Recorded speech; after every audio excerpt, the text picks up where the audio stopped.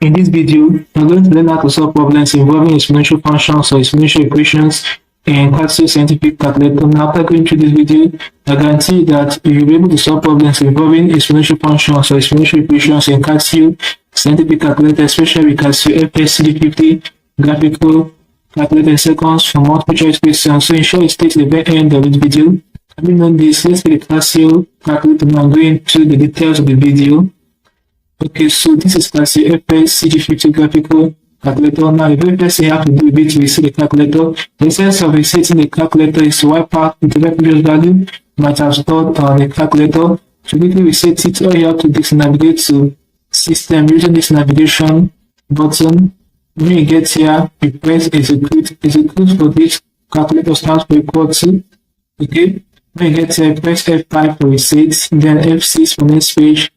When you get a press F2 to initialize all, then F1, and it will begin to initialize all as indicated here. Okay, this now press exit. Alright, the next one we're going to do is to put our calculator in equation mode. To do that, you navigate to equation. Okay, so this is equation, press execute. Now we're going to make use of this equation solver, F3.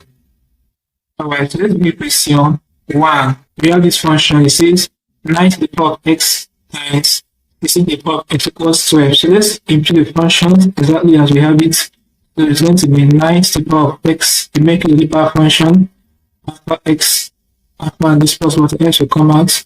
You come down times 16 to the power of x after x.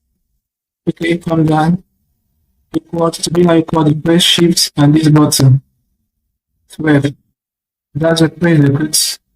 Now when you get here, you have to assign your x a value. Now I recommend 0 because our practice is 0 a very long time now and I have not found any error with it.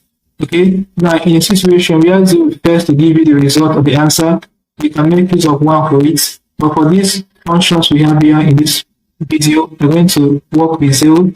We assign our x 0. Alright, so let's assign x to be 0 here. And that's the press execute again. So the answer is 1, x is 0.5 or 1 over 2. That's for question 1. Now let's solve question 2. Let's delete everything here. Press exit first, then F2, delete. Okay, so question 2 says 5x to the power 2 over 3 equals 80. So let's impute the function. We have it to be 5x over x. The power is a fraction, okay, 2 over 3, right, equal to shift this button 80, right, press execute.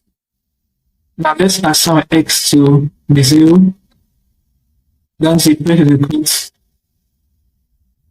So the answer is what, 64, x is 64. In as simple as that, guys. Now let's solve question 3. Delete exit. Okay.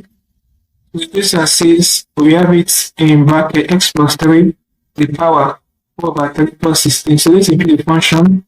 So we have it starting in brackets x after x plus 3 bracket close the power.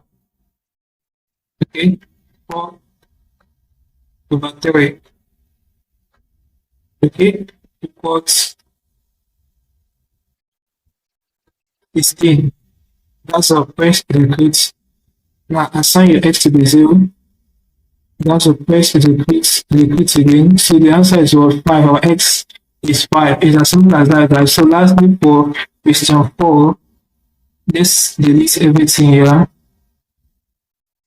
F1. So we have it to be, let's impute the function 8 to the power after x minus 3, okay, equals this button in fraction 32 to the power x after x, okay, plus 2 over 4 to the power minus x. And that's all. Now let's press execute. Assign your x to 0. Press the again. So the answer is what? Minus 4.75. So that's the answer to this question. For it's as simple as that, guys. So this is basically how you can solve problems involving exponential functions or exponential equations with the Casio scientific calculator, especially with this Casio fx-CG50 graphical calculator. So learn something interesting from this video. If you are new to the channel, ensure you hit the subscribe button for more videos like this. Also like, share and comment on this video. Tell me how you feel from what I've learned from this class. If you seem to have any specific questions to ask, feel free to leave your question in the comment section below and I'll be sure to give you a response. Thanks for watching. I will see you in my subsequent video.